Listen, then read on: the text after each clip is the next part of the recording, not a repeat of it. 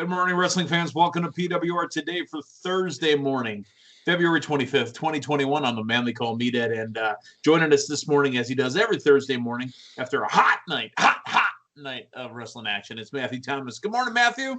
Good morning. Even in February, Wednesday nights are pretty hot on the old television set with AEW and NXT going head-to-head. Yep, and the extension of the President's Day sales, because we're usually in that second week where we've extended our President's Day sale. Make sure you get this mattress. Come and pick it up from your garage, and we'll get you a new one. Yeah, it's a good time to buy a mattress or a car or a crock pot. Mattress, car, crock pot, or I think a couch. Because they're always selling those too. Yeah, that's true. Hey, have you ever been arrested by the mattress police? You know how you're not supposed to take that tag off the mattress? No, but the guy that was Pee Wee Herman's buddy in Pee Wee's Big Adventure was. Oh, yeah. Oh, the days of Pee Wee being something we could actually tell our kids about and watch. No, I don't see why anyone still can't tell their children about Pee Wee and watch Pee Wee. After what he did in that movie theater, Pee Wee is not brought up in the songs. Yeah. To each their own, I suppose. Even though he was amazing in the Batman Returns, the second Batman movie with Michael Keaton, he played the Penguin's father. Oh, man, I had long since forgotten about that. You know what's interesting, though? Right when Pee Wee made the news that you're talking about, I was a young lad, and we were actually on vacation. Learning how to do the Pee Wee. we were on vacation, and there was a USA Today in front of your family on the beach that featured Pee Wee Herman, and I remember really wanting a copy of the USA Today that had Pee Wee on the front page, but my parents wouldn't buy it for me. Yeah, because that wasn't a USA Today; it was Porn Today, is what it was. Probably. Hey, but you know what? Back then, Pee Wee didn't have anything to do with manscaping. But nowadays, in 2021, Manscaped.com's got you taken care of, and you can clean off your Pee Wee with the Lawnmower 3.0 using the promo code PWR. Save yourself 20% and trim off 100%, or at least manscape 100% of your Pee Wee with Manscaped.com. And then Collar and Elbow brand, they got some new T-shirts out there. I saw some St. Patty's Day T-shirts over at Collar and Elbow. PWR 360, the promo code. It'll save you 10% at collarandelbowbrand.com. So what it sounds like to me, Meathead, is you're telling the audience that, we've got them covered as far as taking care of their Cowboy Curtis. Yes, that's exactly what it was. Do you know who Cowboy Curtis is? Lawrence Fishburne, right? I believe it was Lawrence Fishburne, and it might have been. I thought Don Cheadle had something to do with it too, but I'm pretty sure it was Lawrence Fishburne. Yeah, I believe you're right. But no, Lawrence Fishburne makes absolute sense that he was part of that. Because, Phil Hartman was in there too, wasn't he? Yeah. I don't think he was in I think he was like in the stage production. I don't think he was in the actual kid show, but I could be wrong. Yeah, I don't think so. But hey, fella's got to work, so nobody's judging. But a fella didn't have to go to the movie theater and, have his Pee Wee exposed. So, what are you going to do? Speaking of the opposite of Pee Wee, let's talk the Big Show. You like that, huh? Let's talk the Big Show. I've already knocked out 2 segues in a row here, so let's go with the Big Show. Paul Wight is All Elite. I love how AEW announces talent that have joined the company. It's literally the corporate logo, AEW, All Elite Wrestling, and it says the name, Paul Wight is All Elite. I wonder if they do that for the people that come in and do like the, the fact checking, like the accountants. Yeah. Jabroni Johnson is All Elite. I would love that. I hope that's what they're doing. Yeah, I mean, you got to think they've got a team of All Elite CPAs. Yeah, exactly. All Elite CPAs. It's probably a little tax business that they're running, from January through, say, May, No doubt. All Elite Tax Services. Come on down to Jacksonville and get your taxes done. File your 1040s, whatever you got going on. Quicken, we've got All Elite Tax Services. Wouldn't that be cool? People come into Daly's place. They've just got a little kiosk set out in the parking lot, and you can get your taxes done. You get your taxes done while you're trying to write off your forbidden door, huh? I mean, hey, if you can, more power to you. I mean, you want a tax deduction on your forbidden door because you do work in there? I think it's reasonable. That's 3. Good night, everybody. I'm just going to drop the mic and I'm going to leave. That's 3 of them tonight. But Paul Wight, the Big Show, last seen on Raw. I think it was Legends Night, the first Monday Night Raw of 2021. Randy Orton punked him out and said, who are you? What do you think you're going to do to me? You're retired. Paul Wight put into the Legends category of WWE on the website. Paul Wight's gone. No new contract. He is all elite. He does have a main job that he will be a commentator with Tony Schiavone on the new TV show that they're putting together. But Paul Wight has signed a talent contract as well, meaning we may get a wrestling match out of him or two. Yeah, I mean, if Sting's taking bumps now, you got to think the artist formerly known as the Big Show is going to take some bumps there. So I think it is. Yeah, it's a personality, and it is somebody that has a long WWE tenure attached to him. And I don't think that this is somebody that you're bringing in to necessarily be a consistent quote unquote worker, but it's one of WWE's mainstays. So I think it's a shot across the bow in the fact that, this is somebody that you more or less expected to spend the rest of their career in WWE, and by career I mean doing Legends work. Yeah, they're doing Legends work. Yeah, so I mean, I think Paul Wight, the Big Show, the Giant, instant Hall of Famer, right? First ballot, unanimous.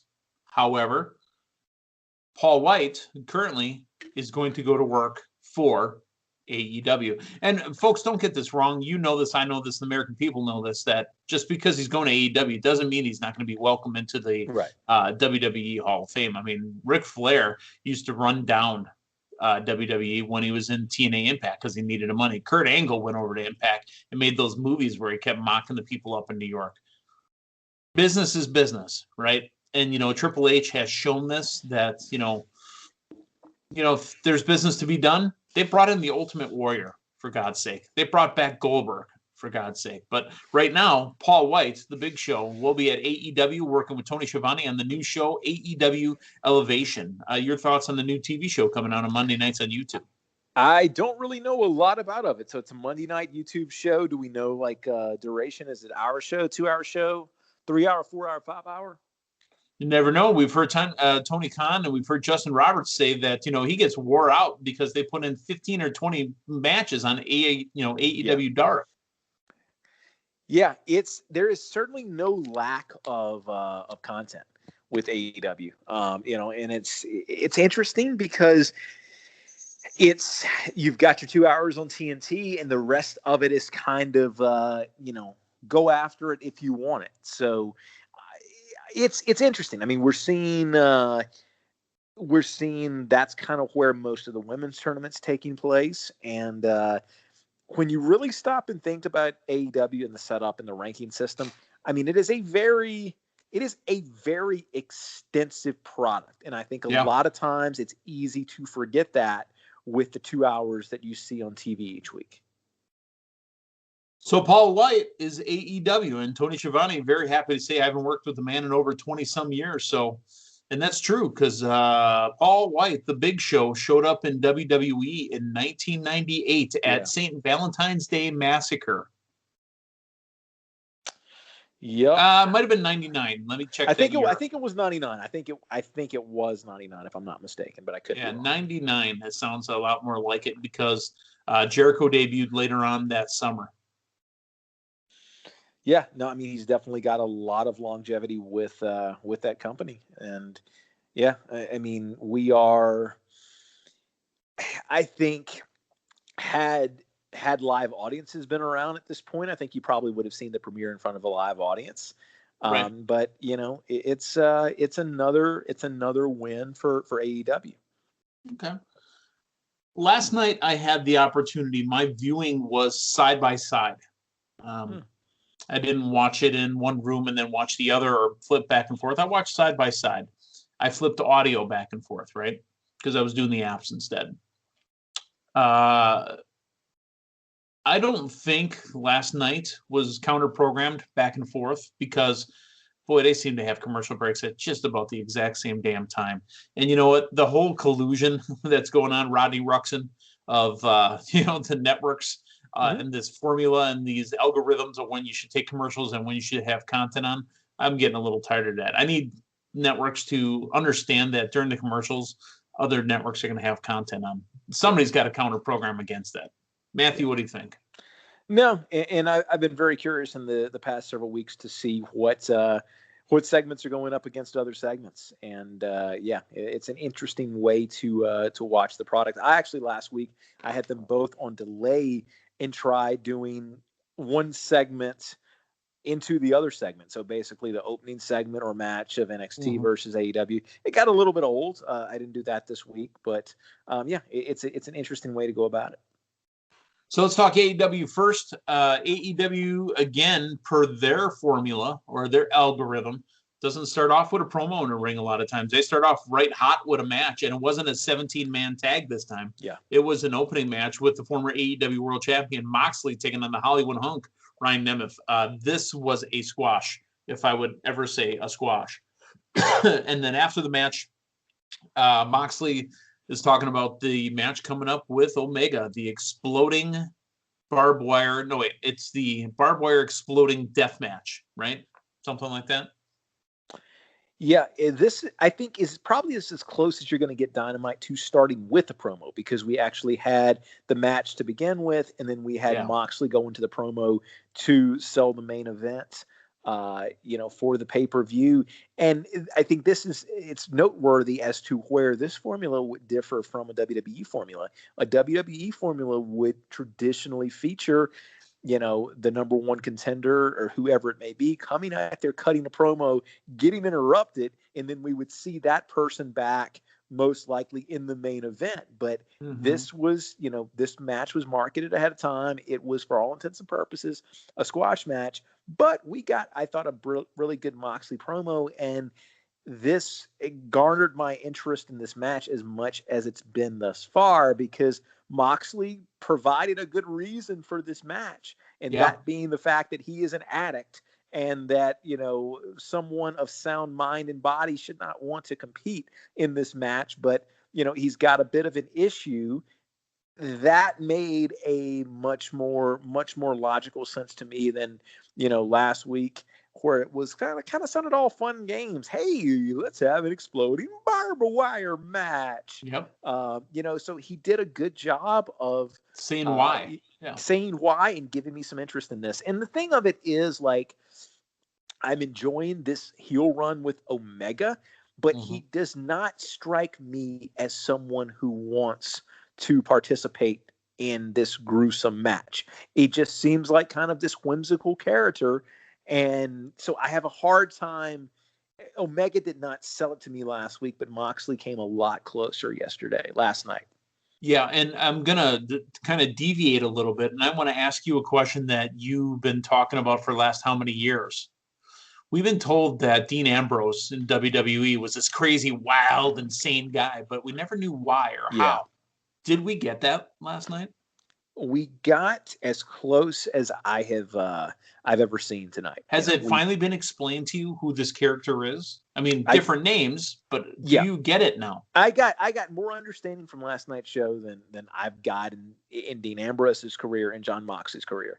And I don't think it was anything that was that complicated or complex or this long backstory. It's like, oh, okay, that's kind of who he is, and he's got this issue with the stuff. Okay, now I can kind of take that character at face value, but I don't think we got it until this point, So who's that? Who's the blame for that? Is it Moxley / Ambrose, or is it creative in WWE? Because obviously AEW is more wrestler centric, and they get to do it, and we got it. No, absolutely. And it just, you look at the Dean Ambrose career in WWE, man, it was an interesting ride. I mean, to me, I think the title run was just, it felt strange to me. And, we never, like I said, we never got that explanation. And so much of Dean Ambrose was this crazy, wacky guy. And it got to a cartoonish point. I remember when he was coming out, Well, you know what? In retrospect, man, Ambrose was rocking the mask long before it was commonplace. Do you remember his gas mask that he wore in the ring for quite a while? Yeah. Mm-hmm. Maybe he knew something. Maybe. I keep thinking of the commercial that had them moving from Friday nights to Tuesday nights, or Tuesdays to Thursdays, or whatever it was, moving Yeah. from Sci-Fi to USA, where he was in the psychiatrist's office. He goes, "All right, doc, we'll talk next week." I'm like, oh, so that's why you're crazy? I mean, but you still haven't explained it to me. So Yeah. Dean Ambrose / John Moxley, we get it now. He goes, I'm addicted to this. I'm addicted to being in a ring. I'm addicted to coming out of this ring, all the blood, the sweat, and the tears from the bottom of my soul bear in the ring. It's a feeling I can't get enough of. So the idea of an exploding barbed wire death match, it's too attractive. It pulls me in. So there you are. And I like the fact that he described it. And of course, AEW, I mean, they don't own any footage of their stuff, from exploding barbed wire death matches. But I like PWG, Pro Wrestling Guerrilla. Yeah. But I liked the kind of the vague explanation he gave of it. And I like the allusion he made to Japanese wrestling magazines of this thing that you can kind of picture in your head, but not really. But yeah, that is what, and I know they're out there, but I've never sat through an exploding barbed wire death match. To something I've never. I don't know if I want to, but I'm going to. I mean, to me, it's new. But I've never gone out of my way to pull up a fucking Mick Foley deal from Japan or any of these others, just because it's not like, I know they're out there, but it's nothing I've gone out of my way to watch. But I mean, I do remember, these still photos of people bleeding like stuck pigs in Pro Wrestling Illustrated, and he did a really good job of conjuring up that imagery. Yeah. So there you go. That promo got us the Moxley that we were expecting in WWE forever, right? So we got it. Hey, Team Taz, Starks, and Brian Cage took on the Varsity Blondes. Another, no offense, but another squash, technically. Now, here's the thing that this was all set up for. Arena goes dark, and it plays a video of Sting rescuing Darby Allin from the body bag. Sting driving a car in black and white with the gloves with the scorpion on it. And Sting drags a body bag out. And the first thing I said was, Shivani goes, "Who's in the bag?" I'm like, oh, yep. What's in the box? What's in the box? I'm like, come on, dude, it's Darby Allin. And I was kind of insulted by it, but it wasn't Darby Allin. It was Hook. So Taz had kidnapped Hook, brought him back out, let him go. I really think that the comeback from Sting and Darby Allin, as he ziplined down to the ring, I was excited by. I kind of liked it. Yeah, and of note too, Shivani informing Taz on the commentary table, "Taz, that's your son in a body bag." Let me get out over here. Who's in the bag? And check on him. But no, this worked, and we saw this multiple times tonight. And I was a little critical on yesterday's show of some of the matches that were announced ahead of time, and the story wasn't as much in the match per se as the match got the talent out there, and we got the build to the pay-per-view. And this, I thought, overall was a really good go home show. This felt almost more like a go home show. Yeah, because we got the talent we're going to see at the pay-per-view out there. And while the matches themselves were not that high stakes, what came after a lot of the matches did a really good job of taking some of these feuds to that next level.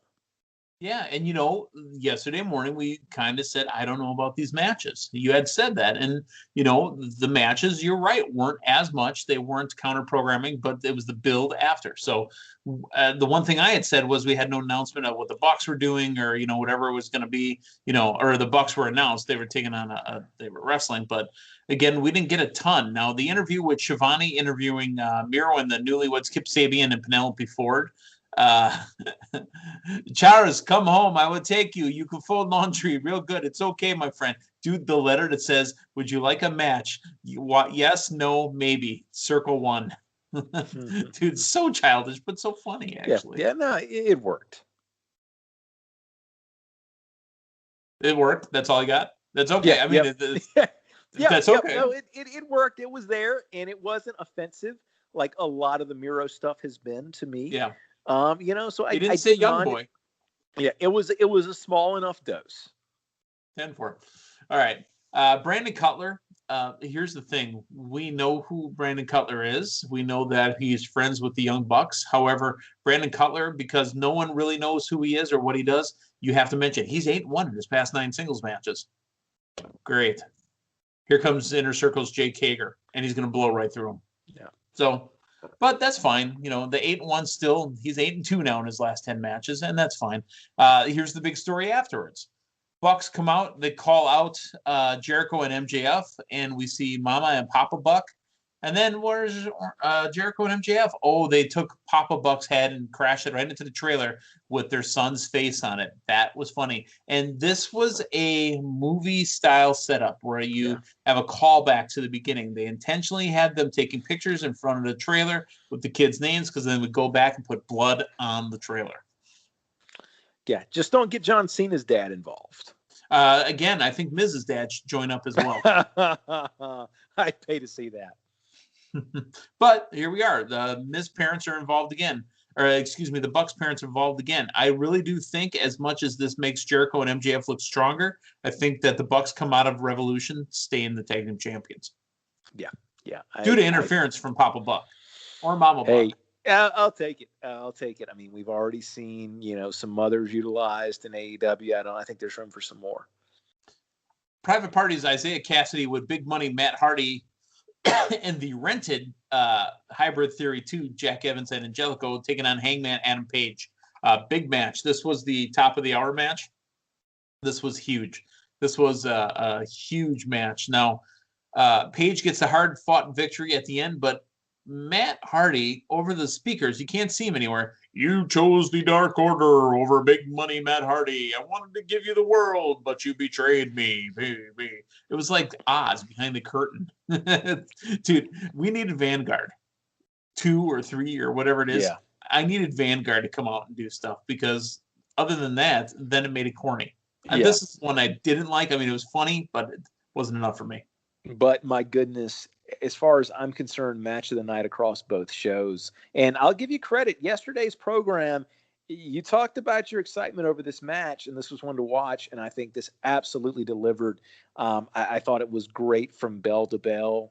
Page, I think, is the star in AEW, and he showed that again last night. Yeah. Hey, Alex Marvez catching up with Kenny Omega and Don Callis in their private workspace. Kenny apparently is also making the ring. So when we say it's a wrestling-centric company, dude, those guys are actually the labor making the ring as well. Well, you hear about guys, putting up and breaking down the ring kind of as a rite of passage. Apparently, it's Kenny Omega and Charles Robinson, man. It's never left them. That's funny. The announcement that we will hear from Paul Wight next week, also the announcement of the show, and then the main event, a Face of the Revolution ladder match qualifier, Ray Phoenix and the Murder Hawk Monster Lance Archer with Jake the Snake Roberts. It's Lance Archer's face, and he even had a nice face promo with Ray Phoenix, but Lance Archer definitely was winning this one, and he's moved on to the big ladder match. Yeah, and I think we are in the midst of a Lance Archer push, and I think that's a good thing. This is the third week, if I'm not mistaken, that he has been featured on the main event of the show. But I do want to go back to you're speaking about the big show next week. Do you think there is a coincidence that he's appearing on the same night as Shaq? I don't think there's a coincidence at all. Yes, I do, honestly, because he has always said he's wanted to wrestle Shaq. Now, here's the irony of this. Shaq used to show up at the WCW pay-per-views when they were held in Orlando because he was playing for the Orlando Magic at that point. I think there's a match there. Two big guys now. Yeah. You can't have just that match. I mean, Big Show can work, right? He can carry another guy. He carried the Mayweather. He had that sumo wrestling match. He's had other gimmick matches, but he's going to have to do all the work for Shaq. At the same time, though, I think it's more of an on-screen attraction. I see that versus, the Cody match. I just don't know how well Shaq does with the movement and stuff that Cody's going to create. I think it's easier to sell two big bruising guys pushing each other around as it is somebody like a Cody. So I don't know. I feel like that match has been talked about, and we got them both in the same night. Yeah. I don't know. Maybe they don't go in that direction, but it just feels too close to be a coincidence. Okay. Too close for comfort is what you're saying. Mm-hmm. Another 80s TV reference there, kids. Let's talk NXT, and we were going to hear from Adam Cole, and that's going to come up in the main event of it. But the opening match, Dexter Loomis defeating North American champion Johnny Gargano in a non-title match. You had said yesterday morning you don't like the non-title matches. Why is the champion in there wrestling without the title? Well, now we know why. Dexter Loomis defeats him and will get a title shot against Johnny Gargano. Yeah, a little bit surprised by this, but Loomis beating him in the middle of the ring and making sure to pet his head afterwards. I love that part. It's so creepy. I don't love it because, Yeah. I mean, that's my kind of action. I love it because it's just absolutely creepy. He does creepy very, very well. I mean, I'm actually enamored in how groomed his mustache is. Yeah. Well, and what gets me, though, is he's like locked into creepy. Like Right. the Sam Shaw character in TNA, it's like, all right, this is one incarnation, but he changes companies and goes through the NXT process, and like he's still locked into this creepy. Oh yeah, I mean, dude, that's like a ton of creepy. But Dexter Loomis won. Now there's a little side story in there with Austin Theory, and he seems to be off a beat, is what they're telling us. So the way the 4-person team of Johnny, Candice, Indy, and Austin seems to be off a touch. Also, we got a. What's your investment so far in Zia Lee and this whole the Orient thing that they have? Yeah. I mean, as far as like the dark magic maybe of the Far East. You know, it's not something I'm tuning in each week to watch, but the fact that it's there in the middle of the card, I don't mind it. It is a much more detailed, fantasy-oriented story than they normally tell, and I'm willing to give it a shot for something. Now, if this was the end-all, be-all each week, you know, say if this was in like the Fiend, Orton, Alexa Bliss spot, it might be a little bit over the top, but with it being kind of in the background there, I'm willing to give it the investment that it warrants. Hey, what were your thoughts on oh boy, Cameron Grimes? Yes. Cameron Grimes like, hey, can you dribble a basketball 10 times? 1, 2, 3, 4, 5, 6, 7, 8, 9, 10. What? Kiss my grits. Then he did it again later. Yeah, you mean like the Ted DiBiase thing? Yeah, like the Ted DiBiase thing. And then he just punched him right in the mouth. That was fantastic. To the moon.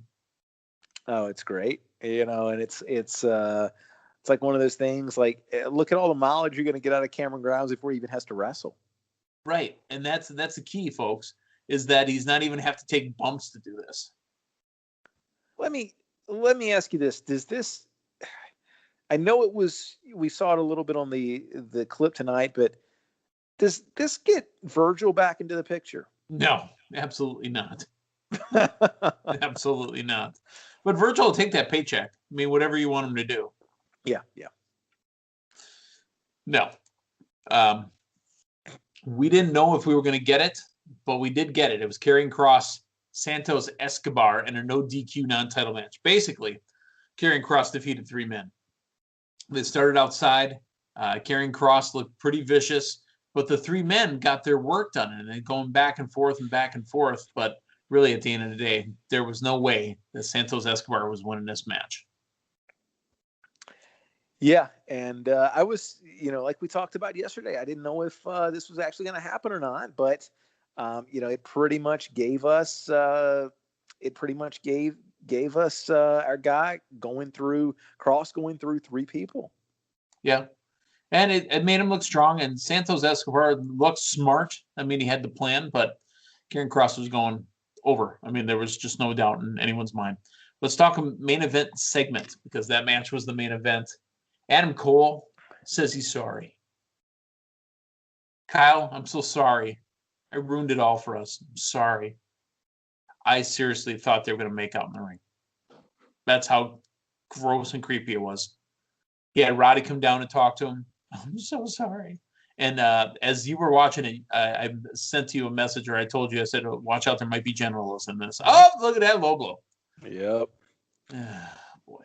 Yeah, I mean, it's an interesting. Done. Yeah, it's an interesting story, and I mean, he's turning on everybody in that. Right. What's going on with Bobby Fish? Have we heard anything? Injured. Is he? Yep, injured. So. And Bobby Fish has been kind of on again, off again for the last couple of years anyway. Bobby Fish is not a young fish by any means. He's not old, but he's taking some shots at the body, and, he's got to rest that stuff up. But honestly, the three of those men have something against Adam Cole now, because Adam Cole has basically turned on everyone else. Yeah, and it's interesting because it's not your normal Seth Rollins turns on the Shield type of deal. It's one guy turning on everybody in the group, which is an interesting. It's interesting storytelling to me. Yeah. So, and the Undisputed Era is done because he ripped the necklace off. I mean, basically, that's the ripping the your credentials off your sleeve. You're done. The show's over. It's what did it for Hogan, man. It finally got us Hogan and Andre. Yeah, he ripped the necklace off of him. Mm-hmm. Yeah, I remember that. That was on the Brother Love show, I believe. I love you. I think you're right. I think you're right too. Was it Brother Love or was it Piper? I know. I think it was Brother Love. Was it? That's worth a check to the internet. All right. I'm going with, and I don't think it wasn't Piper's Pit as we know it in the ring. I think it might have been a backstage Piper's Pit, if I'm not mistaken. Nope. Keep talking. Talk to the people. Well, what Meathead's doing right now is he is using his vast resources to confirm that once again, Matthew Thomas not only is the predictor of future professional wrestling, he is also the whatever the opposite of predictor is. He's the not the analyst, but the person in charge of the scribes and stuff. Yeah. You found the answer to the question that I posed. Andre the Giant turns on Hulk Hogan in 1987, and there's the man right between them holding the microphone. Roddy Piper. A man that wears a kilt. Roddy Piper. Thank you. Piper's Pit with Hulk Hogan and Andre the Giant happened on February 7th, 1987. Well, there we go. Well, that's how we're going to end the show, folks, with Matthew Thomas. You know what? I'm the PWR historian now. Now you're the PWR historian. You're more like a custodian, but that'll be fine. I'm the keeper. I'm the keeper of the records. The record keeper. Gotcha. So you're like the commissioner of the Hall of Records, huh? That's exactly what I am. Oh, that's a deep reference. I'm sorry, you're not up to that season yet. All right. For Matthew Thomas, I'm the man they call me today. Thanks for stopping by. So long, everyone.